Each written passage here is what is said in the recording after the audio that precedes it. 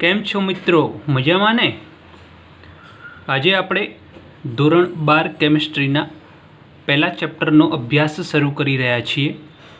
હું ટીરાણા સર આપ સર્વેનું કેમિસ્ટ્રીના પ્રથમ ચેપ્ટર ઘન અવસ્થાઓમાં આપ સર્વેનું હાર્દિક સ્વાગત કરું છું. આજના આ ચેપ્ટરમાં પ્રારંભિક ચર્ચામાં આપણે ઘન અવસ્થાઓ વિશે થોડી ઘણી ચર્ચાઓનો અને કેટલાક મુદ્દાઓનો અભ્યાસ શરૂ કરીએ છીએ. ચેપ્ટરની શરૂઆત કરીએ તે પહેલાં કેટલુંક બેઝિક ફંડામેન્ટલ આપણે યાદ કરી લઈએ. 11માં આપણે પ્રથમ ચેપ્ટરમાં દ્રવ્ય એટલે શું,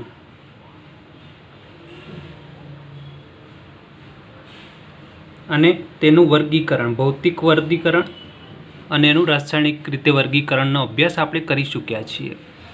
પહેલી વાત કરીએ દ્રવ્યની. દ્રવ્ય શું છે?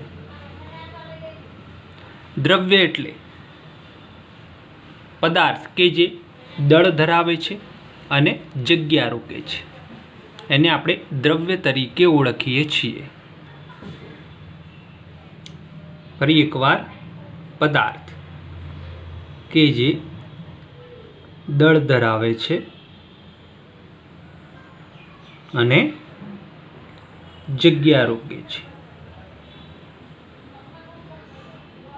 તેને આપણે દળ તરીકે ઓળખીએ છીએ. સિમ્પલી આ ચોપડો છે, નીચે બોર્ડ છે, અથવા મોબાઈલ, પેન, કોઈ પણ પદાર્થ હોય કે જે દળ ધરાવતું હોય અને ચોક્કસ જગ્યા રોકે છે, એ દરેકને આપણે દ્રવ્ય તરીકે ઓળખીએ છીએ.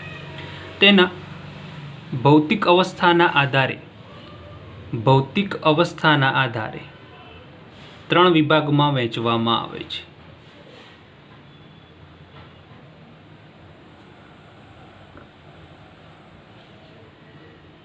કયા 3 અવસ્થા? કોઈ પણ પદાર્થ ભૌતિક રીતે આ 3માંથી કોઈ એક સ્વરૂપમાં જોવા મળે.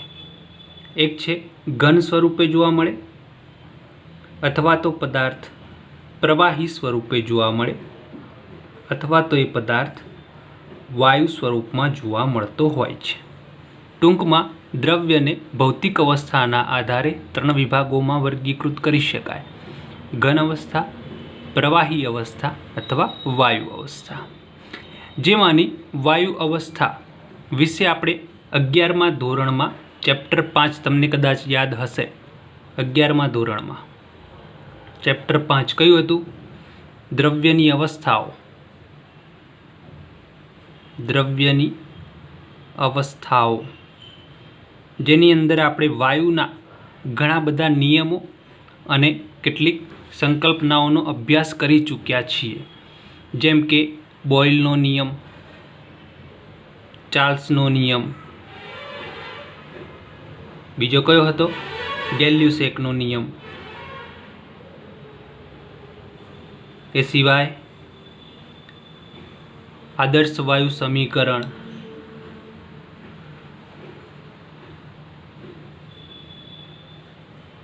વાયુના કણો વચ્ચે એની અવસ્થાઓ, તેમાં લાગતા બળો વગેરે વિશે આપણે આ ચેપ્ટરોમાં અભ્યાસ કરી શક્યા છીએ.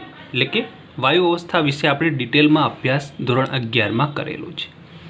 પ્રવાહી અવસ્થાઓ વિશે પણ આપણે ઘણી ચર્ચા કરી છે. એમાં ખાસ ચેપ્ટર 2 આપણું જે ધોરણ 12માં ચેપ્ટર 2 દ્રાવણો વિશે, એમાં પ્રવાહી દ્રાવણો વિશેની વધારે ચર્ચા છે, તે એની પણ ચર્ચા છે ચેપ્ટર 2માં. અહીંયા આપણે આ ચેપ્ટરમાં જે ચર્ચા કરવાની છે, ઘન અવસ્થાઓ એટલે કે સોલિડ સ્ટેટની ચર્ચા આપણે આ એકમમાં કરવાની છે. હવે ઘન અવસ્થા અને પ્રવાહી અવસ્થા અને વાયુ અવસ્થામાં શું મેજર ડિફરન્ટ હોય છે, તેમની અંદર શું વિવિધતા જોવા મળે? તો પહેલું, એમનો આકારના બાબતમાં. આકાર. ઘન અવસ્થાઓના આકાર કેવા હોય? ચોક્કસ હોય. ઘન અવસ્થાનો આકાર કેવા હોય? ચોક્કસ. કેવી રીતે? તો એના જે અણુઓ હોય છે એકદમ નજીક ગોઠવાયેલા હોય. ઘટક કણો જે છે નજીક ગોઠવાયેલા હોય છે. નજીક ગોઠવાયેલા હોવાથી એમની વચ્ચેના જે આકર્ષણ બળો છે એ કેવા હોય છે? મજબૂત હોય છે, વધારે પ્રબળ હોય છે, એટલે કે અહીંયા લાગતા આકર્ષણ બળો એ કેવા હોય છે? પ્રબળ હોય છે. પરિણામે એમનો આકાર ચોક્કસ હોય છે. બીજું, એમનું કદ પણ ઘન પદાર્થોમાં કેવું જોવા મળે? ચોક્કસ હોય છે, ફિક્સ હોય. દાખલા તરીકે સિમ્પલી કોઈ એક ઉદાહરણ આપણે લઈ લઈએ. દાખલા તરીકે અહીંયા એક રબર પડ્યું છે, રબર છે.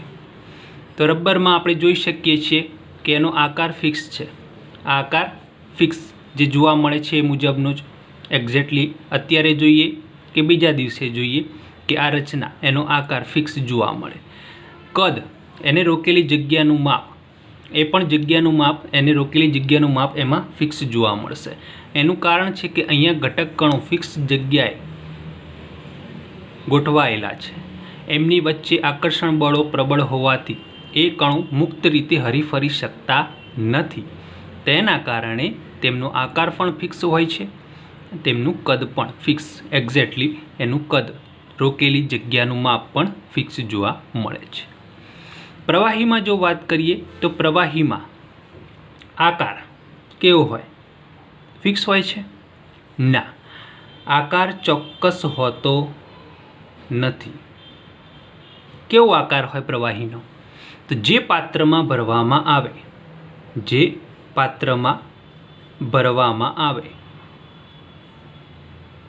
તેવો આકાર પ્રવાહી પ્રાપ્ત કરે છે. દાખલા તરીકે પાણીની જ વાત કરી લઈએ. પાણીને ગ્લાસમાં ભરીએ તો ગ્લાસનો આકાર ધારણ કરે. જો એને તપેલીમાં ભરવામાં આવે તો એનો આકાર પ્રાપ્ત કરે છે. એટલે કે અહીંયા એનો આકાર ચોક્કસ હોતો નથી. એનું મુખ્ય કારણ શું છે? આકર્ષણ બળો. પ્રવાહીમાં જે કણો છે એ કણો ઘન કરતાં થોડા છૂટા છૂટા ગોઠવાયેલા હોય, એટલે કે એમની વચ્ચે જે પ્રવર્તતા આકર્ષણ બળો છે એ આટલા પ્રબળ હોતા નથી. પરિણામે આ બળો આ કણોને ચોક્કસ જગ્યાએ જકડી રાખી શકતા નથી. તેથી પ્રવાહી એના અણુઓ સરળતાથી એકબીજાથી ખસી શકે છે, દૂર ખસી શકે છે. તેથી જ આપણે પ્રવાહીને તરલ પદાર્થ પણ કહીએ છીએ. તરલ મતલબ કે અહીંયા જે કણો છે તરલ સ્વરૂપે એકબીજાથી ખસી શકે છે, દૂર ખસી શકે છે. એ જ પ્રમાણે એના કદની વાત કરીએ. કદ તો પ્રવાહીનું કદ માપી શકાય ચોક્કસ, લીટર, ml, કોઈ પણ એકમમાં પ્રવાહીનું કદ ચોક્કસ હોય છે. એનો જથ્થો એને આપણે લીટરમાં કે mlમાં, એમાં આપણે એનું કદ માપી શકીએ છીએ. છેલ્લે વાત કરીએ વાયુની. તો વાયુને ચોક્કસ આકાર પણ નથી, અને બીજું એનું કદ પણ ચોક્કસ હોતું નથી. એનું કારણ એની અંદરના જે કણો છે એકદમ દૂર દૂર ગોઠવાયેલા હોય છે. એમની વચ્ચે આકર્ષણ બળો નહિવત હોય છે.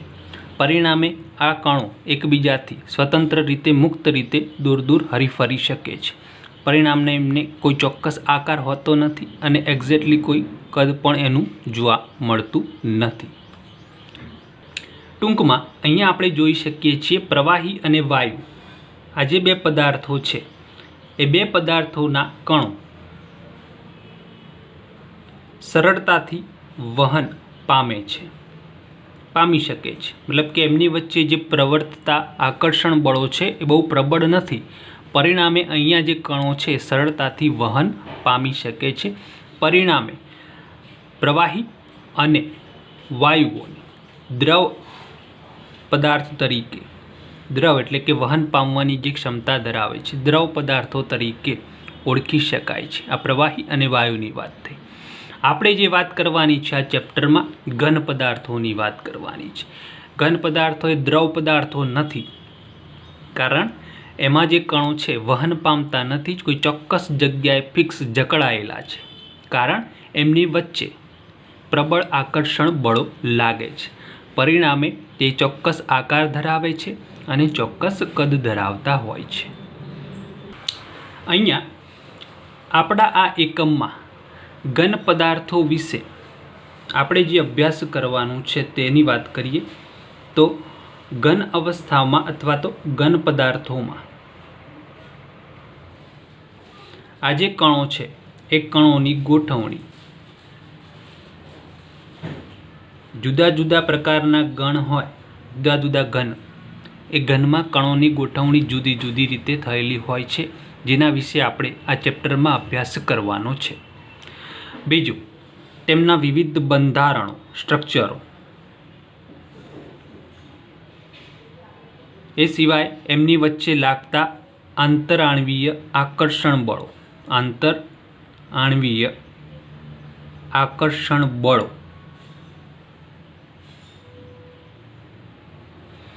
तेमना गुणधर्मो, ए घन पदार्थोना गुणधर्मो, अने खास छेल्लो टॉपिक जे आपणे खास विशेषता एमां जोवानी छे के आ कणोनी अंदर अशुद्धि हाजर होय तो गुणधर्मोमां थतो फेरफार वगैरे जेवा मुद्दाओनी आपणे आ चेप्टरमां अभ्यास करवानो छे। हवे आ बधी वस्तुओने आपणने शुं उपयोगी छे, केम आ वस्तु आपणे जाणकारी मेळववी जोईए? तो घन पदार्थोमां चोक्कस कणोनी गोठवणी अने एमनी वच्चे जे आंतरआण्वीय आकर्षण बळो लागे छे एना विषे जो आपणे जाणकारी मेळवीए तो भविष्यमां कोई सारा नवा कोई पदार्थोनो संशोधन के पछी एना अभ्यासमां आपणने आ गुणधर्मो वधु उपयोगी નીવડી શકે છે। ફોર એક્ઝામ્પલ તમને એક ઉદાહરણ આપું, દાખલા તરીકે કોઈ ચોક્કસ સારા ગુણધર્મો ધરાવતો પદાર્થ પ્રાયોગિક રીતે બનાવ્યો હોય એવું કોઈ ઉદાહરણ, for example carbon nano tube, carbon nano ટ્યુબનું ઉદાહરણ લઈ લઈએ, અથવા તો પોલિમર પદાર્થોની વાત કરીએ। પોલિમર પદાर्थો પણ એક વિશિષ્ટ ઘન પદાર્થો જ છે કે જે વજનમાં હલકા હોય અને મજબૂત હોય છે અને લાંબા સમય સુધી ટકી શકે છે, કાટ લાગતો નથી વગેરે વિશે આપણે બધું જાણીએ છીએ। એવું જ એક વિશિષ્ટ ઘન પદાર્થ છે કે જેના ચોક્કસ કણોની ગોઠવણીના આધારે તેના ચોક્કસ ગુણધર્મો વિકસાવી શકાય છે। ટૂંકમાં ઘન પદાર્થોમાં ચોક્કસ કણોની ગોઠવણી, એમનું બંધારણ અને એમની વચ્ચેના આંતરઆણ્વીય બળોના આધારે એક નવા પદાર્થોની શોધ અથવા કોઈ સારો પદાર્થ આપણે બનાવી શકીએ છીએ, જેમાંનું એક ઉદાહરણ છે carbon nano tube. Carbon nano tube એક એવી છે, એ મજબૂત હોય છે, એલ્યુમિનિયમ કરતાં વજનમાં હલકી હોય, એલ્યુમિનિયમથી પણ હલકી જોવા મળે અને એની વહન ક્ષમતા, વિદ્યુતની વહન ક્ષમતા કોપર કરતાં પણ વધુ હોય છે, કોપરથી પણ વધુ વાહકતાનો ગુણ ધરાવે છે। એટલે કે આવા વિશિષ્ટ ગુણધર્મ ધરાવતા જો પદાર્થો આપણે સંશોધન કરવા અથવા બનાવવા હોય તો એનું બેઝિક માહિતી આપણી પાસે હોવી જોઈએ। એમાં કણોની ગોઠવણી, બંધારણો, એમની વચ્ચેના બળો અને એની અંદરની અશુદ્ધિઓથી શું ફેરફાર, આ બધું જ જો આપણે જાણતા હોઈએ તો એના વિશે આગળ આપણે ડિટેલમાં અભ્યાસ કરી કોઈ નવું સંશોધન કે કોઈ પણ કામ આપણે આગળ વધારી શકીએ છીએ। તો અહીંયા આપણે આ ચેપ્ટરમાં ઘન અવસ્થાઓની બેઝિક ફંડામેન્ટલ વિશે અભ્યાસ કરવાનો છે, જેની આપણે પ્રારંભિક ચર્ચા શરૂ કરીએ। પહેલો ટોપિક લઈએ ચેપ્ટરનો, પહેલો ટોપિક છે ઘન અવસ્થાની સામાન્ય લાક્ષણિકતાઓ। ઘન અવસ્થાની સામાન્ય લાક્ષણિકતાઓ।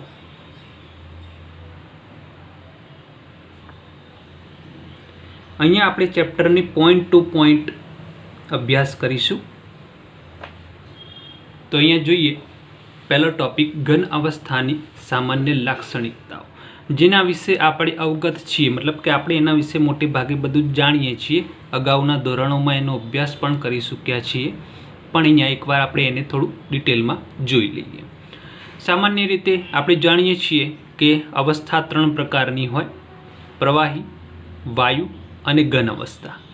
પ્રવાહી અને વાયુમાં અણુઓ છૂટા છૂટા હોય, પ્રવાહીમાં જે અણુઓ ગોઠવાયેલા છે થોડા છૂટા હોય, વાયુમાં જે અણુઓની ગોઠવણી છે, કણોની ગોઠવણી વધુ છૂટી છૂટી હોય।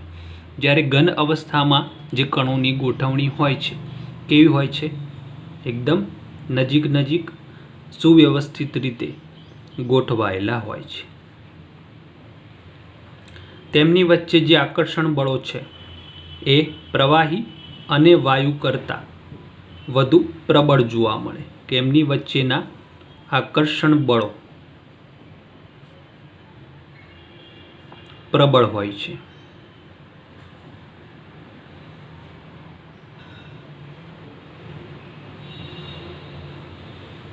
એટલું આપણને ખ્યાલ છે. તો અહીંયા આપણે જે સામાન્ય લાક્ષણિકતાઓની વાત કરી રહ્યા છીએ, તો અહીંયા પહેલી શરૂઆતમાં આપણે સમજ્યા કે ઘન અવસ્થામાં કણો નજીક નજીક ગોઠવાયેલા હોય છે, તેમની વચ્ચે પ્રબળ આકર્ષણ બળો હોય છે. બીજું, ઘન પદાર્થોને દબાવી શકાતા નથી, મતલબ કે આ પદાર્થો કેવા હોય છે? દ્રઢ હોય છે, અસંકોચનીય હોય છે, કે તેમને દબાવીને સંકોચી શકાતા નથી. જેમ વાયુને દબાવવાથી એનું કદ અડધું કરી શકાય, દબાણ આપીએ, ઉપરથી પ્રેશર આપીએ તો એનું કદ અડધું કરી શકાય, સંકોચન કરી શકાય, એમ ઘન પદાર્થોને સંકોચી શકાતા નથી. આ પદાર્થો કેવા હોય છે? દ્રઢ હોય છે, મજબૂત હોય છે. એ સિવાય અહીંયા જે પદાર્થના કણો ગોઠવાયેલા છે, ઘન અવસ્થામાં જે કણો ગોઠવાયેલા છે, એ કોઈ પણ સ્થિતિમાં, મતલબ કે એને અથડાવાથી અથવા પેન કે કોઈ થાળી કે કોઈ ડીશ આપણે આમ અથડાઈએ તો એમાં જે અણુઓ છે એ એક જગ્યાએથી બીજી જગ્યાએ જતા રહેતા નથી, માત્ર પોતાના મધ્યસ્થ સ્થાનની આસપાસ દોલનો અનુભવે છે. મધ્યસ્થ સ્થાનની આસપાસ દોલનો અનુભવે છે, પણ એ પોતાનું સ્થાન છોડી શકતા નથી. આ છે ઘન અવસ્થાની વિશિષ્ટ લાક્ષણિકતાઓ. અહીંયા લાક્ષણિકતાઓ લખતા જઈએ ને સાથે સમજતા જઈએ. એનો મોટા ભાગનો આપણો બેઝિક ફંડામેન્ટલ આપણે થોડું ચર્ચા કરી લીધી. હવે લખીએ એની લાક્ષણિકતાઓ. પહેલું, ઘન પદાર્થો નિશ્ચિત કદ, નિશ્ચિત આકાર અને નિશ્ચિત દળ ધરાવે છે. ઘન પદાર્થ નિશ્ચિત કદ ધરાવે, જેમ કે આ પેન છે, એનું જે કદ છે અથવા જેનો જે આકાર છે એમના એમ જળવાઈ રહે છે. ગમે તેટલા દિવસ પછી જોઈએ તો પણ એનું કદ અને આકાર એમાં કોઈ ફેર જોવા મળતો નથી. એટલે કે એનું કદ, આકાર અને એનું દળ, એનું જે વજન છે, જે દળ છે, જે નિશ્ચિત જોવા મળે છે. બીજી લાક્ષણિકતા ઘન પદાર્થોની, તેમની વચ્ચે અણુઓ વચ્ચેનું જે અંતર છે એ ખૂબ જ ઓછું હોય છે, નહિવત જેને કહી શકાય કે અણુઓ વચ્ચેનું જે કણો વચ્ચેનું જે અંતર છે એ ખૂબ જ ટૂંકું હોય છે. એટલે કે આંતર આણ્વીય અંતર, આંતર આણ્વીય, આંતર એટલે કે અંદરનું, આણ્વીય એટલે કે અણુઓ વચ્ચેનું, આંતર આણ્વીય અંતર, અણુઓ વચ્ચેનું અંતર ટૂંકું હોય છે, એટલે કે નજીક નજીક ગોઠવાયેલા જોવા મળે છે. ત્રીજી લાક્ષણિકતા, કણો વચ્ચે જે બળો પ્રવર્તે છે, આકર્ષણ બળો કેવા હોય છે? પ્રબળ હોય છે. એટલે કે અહીંયા લખી શકાય, કણો વચ્ચેનું આંતર આણ્વીય બળો કેવા હોય છે? પ્રબળ હોય છે. કણો વચ્ચેના આંતર આણ્વીય બળો કેવા હોય છે? પ્રબળ હોય છે.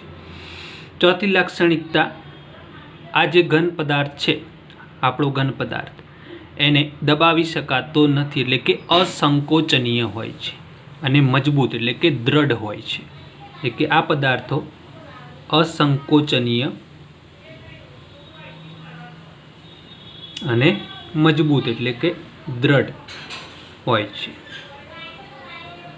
અને એની પાંચમી લાક્ષણિકતા, હમણાં આપણે જે ચર્ચા કરીએ કે ઘટક કણોનું સ્થાન નિશ્ચિત હોય છે, એ પોતાનું સ્થાન છોડીને મુક્ત રીતે હરીફરી શકતા નથી, માત્ર પોતાના મધ્યસ્થ સ્થાનની આસપાસ દોલનો અનુભવે છે.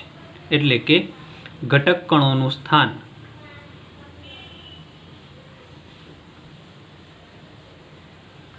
નિશ્ચિત હોય છે, તેઓ પોતાના મધ્યસ્થ સ્થાનની આસપાસ દોલનો અનુભવે છે. દોલનો કોઈ પણ દિશામાં હોઈ શકે। આજે આપણો ઘન પદાર્થ છે એને આ બાજુથી અથડાવવામાં આવે તો દોલનો આ રીતના જોવા મળે, અને જો એને ઉપરથી અથડાવવામાં આવે કંઈ વસ્તુ તો એના દોલનો આ રીતે જોવા, મતલબ કે પોતાના મધ્યસ્થ સ્થાનની આસપાસ માત્ર એ દોલનો ધરાવે છે। કંપારી, થાળી ખખડાવવાથી જે કંપનો જોવા મળે એ દોલનો, અણુઓના અંદર દોલનો થાય છે। એટલે કે ઘન પદાર્થોમાં ઘટક કણોનું સ્થાન નિશ્ચિત જોવા મળે, તેઓ માત્ર મધ્યસ્થ સ્થાનની આસપાસ દોલનો અનુભવે છે। ટૂંકમાં ઘન અવસ્થામાં આ બધી જ લાક્ષણિકતાઓ જોવા મળે છે। ઘન પદાર્થો આ પ્રકારેની લાક્ષણિકતાઓ ધરાવે છે, જેનું મુખ્ય કારણ છે, આ લાક્ષણિકતાઓનો જે મુખ્ય આધાર છે બે બાબતો પર છે। એક છે તેમની વચ્ચે પ્રવર્તતું આંતર આણ્વીય આકર્ષણ બળો,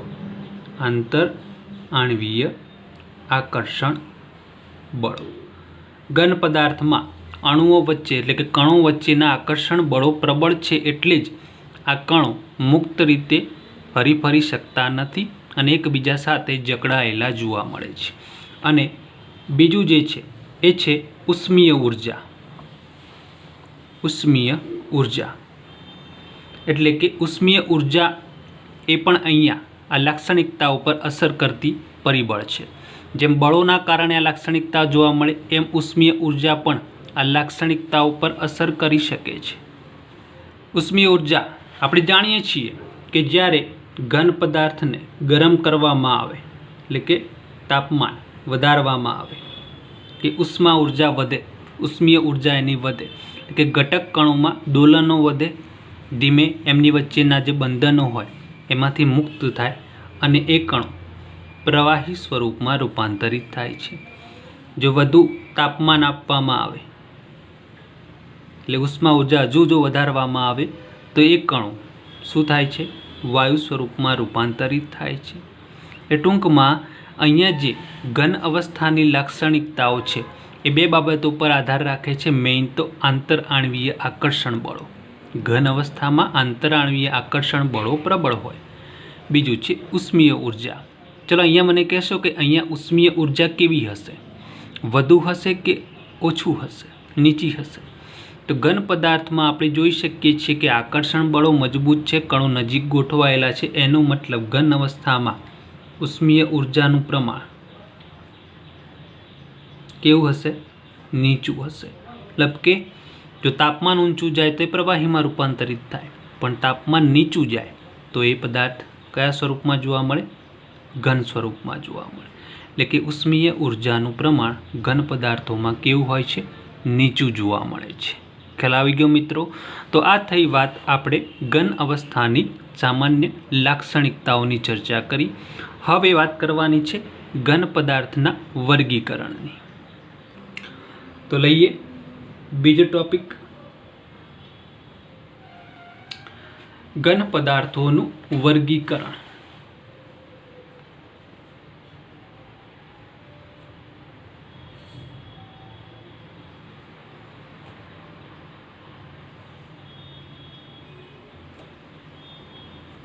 અહીંયા ટોપિક એ ખૂબ વિશેષ સમજ માટે ખૂબ ડિટેલમાં એની ચર્ચા જરૂરી છે। અહીંયા આપણે આજના લેક્ચરમાં ખાલીની બેઝિક ફંડામેન્ટલની ચર્ચા કરીએ છીએ, એના વિશે ડિટેલમાં આપણે આવતા લેક્ચરમાં પણ એની ચર્ચા આગળ કરીશું। પણ હાલ ખાલી એટલું ધ્યાનમાં રાખો, ઘન પદાર્થો એનું જ્યારે વર્ગીકરણ કરવામાં આવે છે તો એનું જે વર્ગીકરણ છે એ તેમાં રહેલ જે ઘટક કણો છે, પદાર્થની અંદરના જે ઘટક કણો એની ગોઠવણના આધારે,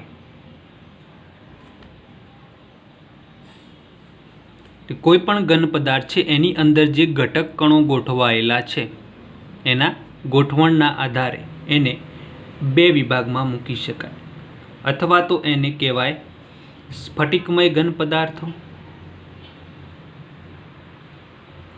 અથવા એ પદાર્થ હોઈ શકે અસ્ફટિકમય ઘન પદાર્થ। શું હોઈ શકે? અસ્ફટિકમય ઘન પદાર્થ। ટૂંકમાં ઘન પદાર્થ એની અંદર જે ઘટક કણોની ગોઠવણી છે એ મુજબ એને કાં તો સ્ફટિકમયના વિભાગમાં મૂકી શકાય, કાં તો એ ઘન પદાર્થને અસ્ફટિકમય ઘન પદાર્થ તરીકેના વિભાગમાં મૂકી શકાય. એને બે વિભાગમાં વર્ગીકૃત કરવામાં આવે છે: સ્ફટિકમય ઘન પદાર્થો, અસ્ફટિકમય ઘન પદાર્થો. સ્ફટિકમય ઘન પદાર્થોમાં ખાસ ધ્યાન રાખજો, જે ઘટક કણોની ગોઠવણી છે, ઘટક કણોની ગોઠવણી એ લાંબા અંતર સુધી ક્રમબદ્ધ જળવાયેલી હોય છે. મતલબ કે ક્રમબદ્ધ પુનરાવર્તન પામતી જોવા મળે છે. સિમ્પલી એક નાનું ઉદાહરણ તમને આપું કે NaCl નો સ્ફટિક આપણે લઈ લઈએ તો NaCl ના સ્ફટિકમાં સોડિયમનો અણુ, એના પછી ક્લોરીનનો, સોડિયમ ક્લોરીન. દાખલા તરીકે આ સ્ટ્રક્ચર અહીંયા આપણે જોયું આટલા ભાગમાં. એ જ સ્ટ્રક્ચર આગળ ગમે તે વિભાગમાં જઈએ છેક લાંબા અંતર સુધી એ પ્રમાણેની જ ગોઠવણી જોવા મળશે. અથવા તો નીચેની તરફ જઈએ તો ક્લોરીનની બાજુમાં સોડિયમ હશે, સોડિયમની નીચે ક્લોરીન હશે. કે NaCl નું જે સ્ટ્રક્ચર છે એમાં ઘટક કણોની ગોઠવણ લાંબા અંતર સુધી ક્રમબદ્ધ પુનરાવર્તન પામે છે. સોડિયમ પછી ક્લોરીન, ક્લોરીન પછી સોડિયમ. આ મુજબ ચોક્કસ પ્રમાણમાં એનું લાંબા અંતર સુધી એ ઘટક કણોનું પુનરાવર્તન જોવા મળે છે.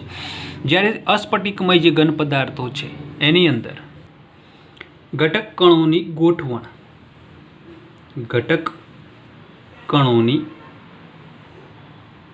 ગોઠવણી લાંબા અંતર સુધી જળવાતી નથી. મતલબ કે ટૂંકા અંતરે પાછું એનું પુનરાવર્તન થતું નથી, બદલાતું જોવા મળે. એટલે કે ઘટક કણોની ગોઠવણ લાંબા અંતર સુધી જળવાતી નથી. એટલે કે જેમ અહીંયા કણો એક્ઝેક્ટલી ગોઠવાયેલા જોવા મળે છે લાંબા અંતર સુધી, આ દિશામાં કે નીચેની દિશામાં કે કોઈ પણ સ્ટ્રક્ચરમાં જઈએ, સોડિયમ પછી ક્લોરીન હોય, ક્લોરીન પછી પાછો સોડિયમ આવતો હોય, એ સ્ટ્રક્ચર ફિક્સ એ પ્રમાણે ઘટક કણો ગોઠવાયેલા જોવા મળે છે, એટલે એ સ્ફટિકમય કહેવાય. પણ અસ્ફટિકમય પદાર્થોમાં કણોનું આ એક્ઝેક્ટલી પુનરાવર્તન લાંબા અંતર સુધી જોવા મળતું નથી. દાખલા તરીકે કોઈ કાચના કણો જે છે, કાચના કણોમાં જે પણ ઘટક કણો હોય એ દાખલા તરીકે ટૂંકા ગાળા સુધી પુનરાવર્તન પામે. પાછું એમાં એવું પણ બને કે આ રીતે પાછું પુનરાવર્તન ખોરવાઈ જાય, પાછું હતું પુનરાવર્તન જોવા મળે. મતલબ કે અસ્ફટિકમય પદાર્થોમાં ઘટક કણોની ગોઠવણ લાંબા અંતર સુધી જળવાતી નથી. તેથી આવા જે પદાર્થો છે એમને અસ્ફટિકમય પદાર્થો કહેવામાં આવે છે. અસ્ફટિકમય પદાર્થોને અંગ્રેજીમાં એમોર્ફસ તરીકે ઓળખવામાં આવે છે. શું કહેવામાં આવે છે? એમોર્ફસ. એમોર્ફસ એ ગ્રીક ભાષાનો શબ્દ છે. ગ્રીક ભાષામાં જેનો અર્થ થાય છે સ્વરૂપ નહીં, સ્વરૂપ એક્ઝેક્ટલી સ્વરૂપ ધરાવતા નથી એવા પદાર્થો, જેને અસ્ફટિકમય પદાર્થો તરીકે ઓળખવામાં આવે છે. એનું ઉદાહરણ કોઈ એક લેવું હોય તો દાખલા તરીકે કાચ, અથવા બીજું છે રબર, પ્લાસ્ટિક. આ બધા પદાર્થોમાં જે પણ ઘટક કણો ગોઠવાયેલા હોય છે એમની ગોઠવણ લાંબા અંતર સુધી ક્રમબદ્ધ જોવા મળતી નથી. એટલે કે આ બધા પદાર્થો કેવા છે? અસ્ફટિકમય ઘન પદાર્થો તરીકે ઓળખવામાં આવે છે. આ પદાર્થોને આભાસી ઘન પદાર્થો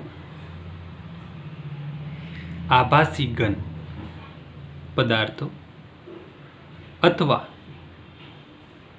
અતિશીત પ્રવાહી પદાર્થો, અતિશીત એકદમ ઠંડા પાડેલા પ્રવાહી પદાર્થો તરીકે ઓળખવામાં આવે છે. ફોર એક્ઝામ્પલ કાચની જ વાત કરીએ. કાચને અતિશીત પ્રવાહી પદાર્થ શા માટે કહી શકાય? તો કાચને આપણે નવો બનાવેલો જે કાચ હોય એને જોઈએ તો આપણને એક્ઝેક્ટલી એનો આઈડિયા ન આવે કે પ્રવાહી પદાર્થ નથી, આ તો ઘન પદાર્થ છે. પણ કોઈ બારીના કાચ હોય જૂના કોઈ ગામડાનું ઘર હોય કે કોઈ જૂના કાચ હોય, એ કાચને જ્યારે નીકાળીને આપણે જોઈએ તો એ કાચમાં તમને જોવા મળશે કે નીચેના ભાગે કાચનો જે ભાગ છે નીચેનો એ આ રીતે જાડો થયેલો હશે. ક્યાંક કોઈ જગ્યાએ જૂનો પેલા દુધિયા કાચ કેવા જોવા મળતા જે પહેલાં લગાવવામાં આવતા લીલા કલરના, એવા કોઈ જૂના કાચ ક્યાંય જોવા મળે તો જોવાનું કે એમાં નીચેનો ભાગ આ રીતે જાડો થયેલો જોવા મળશે. એનું કારણ છે કે અહીંયા જે ઘટક કણો છે એનું વહન થાય છે. કાચની અંદર ઘટક કણો જે છે વહન પામે છે, પણ એનું વહન પામવામાં વર્ષો લાગે છે. એટલે કે અતિ શીત થયેલા પ્રવાહી પદાર્થો છે કે પ્રવાહીની જેમ વહન પામે છે ઘટક કણો, પણ એના માટે ઘણો લાંબો સમય લાગે છે. એટલે આપણને જનરલી એ પદાર્થો ઘન સ્વરૂપે જ દેખાય છે, પણ તેઓ એક પ્રકારના અતિ શીત અતિ ઠંડા પ્રવાહી પદાર્થો તરીકે ઓળખાય છે કે એમાં પણ વહનનો ગુણધર્મ જોવા મળે છે. એ કાચ જે બારીમાં લગાવેલો હોય ઊભો કાચ, એ કાચમાં ઘટક કણો વહન પામીને નીચેની તરફ જમા થયેલા જોવા, એટલે કે નીચેનો ભાગ જાડો જોવા મળશે, ઉપરનો ભાગ પતલો થયેલો જોવા મળી શકે છે. કે કાચમાં આ પ્રમાણેની વહન ક્ષમતા જોવા મળશે, એટલે કે તેને અતિશીત પ્રવાહી પદાર્થો તરીકે ઓળખી શકાય છે. ટૂંકમાં અહીંયા આપણે ખાલી ઘન પદાર્થોના વર્ગીકરણમાં બેઝિક સમજૂતી મેળવી, જેમાં આપણે જાણ્યું કે ઘટક કણોની ગોઠવણના આધારે ઘન પદાર્થોને બે વિભાગમાં વહેંચી શકાય: સ્ફટિકમય ઘન પદાર્થો, અસ્ફટિકમય ઘન પદાર્થો. સ્ફટિકમય ઘન પદાર્થોનો ક્રિસ્ટલાઇન તરીકે, ઇંગ્લિશમાં ક્રિસ્ટલાઇન શબ્દ એનો વપરાય, ક્રિસ્ટલ પદાર્થ એટલે કે સ્ફટિકમય તરીકે ઓળખાય છે. અને અસ્ફટિકમયને એમોર્ફસ તરીકે ઓળખવામાં આવે છે, જેનો અર્થ ગ્રીક ભાષામાં સ્વરૂપ નહીં, એટલે કે જે પદાર્થ સ્વરૂપો એક્ઝેક્ટલી ધરાવતા નથી તેવા પદાર્થો, તેને અસ્ફટિકમય તરીકે ઓળખવામાં આવે છે. બંનેમાં શું ફેર છે? સ્ફટિકમયમાં ઘટક કણો ચોક્કસ ક્રમમાં લાંબા અંતર સુધી ગોઠવાયેલા જોવા મળે, જ્યારે અસ્ફટિકમયમાં ઘટક કણોની ગોઠવણી લાંબા અંતર સુધી જળવાતી નથી. સ્ફટિકમય કણોના ઉદાહરણ જો લેવા હોય તો લઈ શકીએ, એક છે NaCl નો સ્ફટિક મીઠાનો, બીજું છે ક્વાર્ટઝ. ક્વાર્ટઝના સ્ફટિકના અહીંયા આપણને બુકમાં પણ એના ચિત્ર આપ્યા છે. તો અહીંયા સ્ટ્રક્ચર જોઈને આપણને એમ લાગે કે આ જે સ્ટ્રક્ચર છે ક્વાર્ટઝની રચના છે. ક્વાર્ટઝમાં જે ઘટક કણો છે એ ચોક્કસ પ્રકારનું ચક્ર બનાવે છે, અને એ ચક્રની રચના આ ફિક્સ આટલા જ પરમાણુઓ ભેગા થઈને ચક્રીય રચના બનાવે છે, અને ચક્રીય રચના લાંબા અંતર સુધી એ જ પ્રમાણે જોવા મળે છે. એટલે કે આ એક પ્રકારની સ્ફટિકમય રચના છે.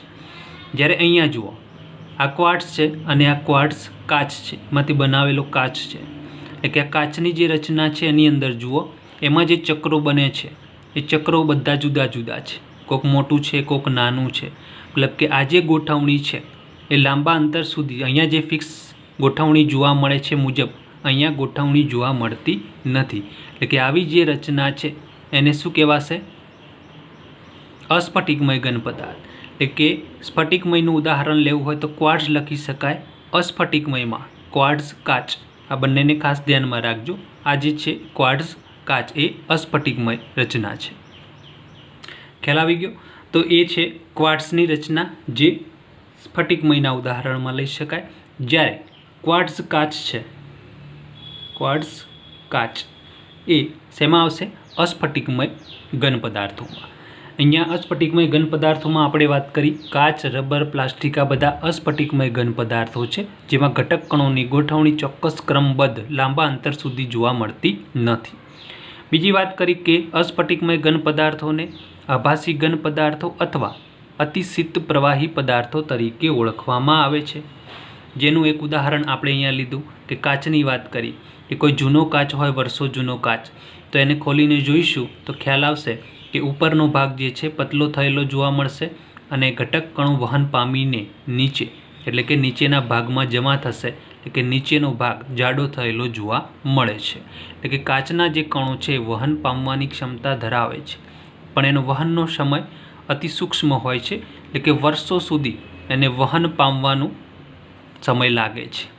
એટલે કે આવા જે પદાર્થો છે એને અતિ શીત થયેલા, અતિ ઠંડા પડેલા પ્રવાહી પદાર્થો તરીકે પણ ઓળખી શકાય છે. તો મિત્રો આજે અહીંયા સુધી રાખીએ. નેક્સ્ટ લેક્ચરમાં સ્ફટિકમય અને અસ્ફટિકમય ઘન પદાર્થોના તફાવતના કેટલાક મુદ્દાઓની આપણે ડિટેલમાં ચર્ચા કરીશું. Okay, thank you.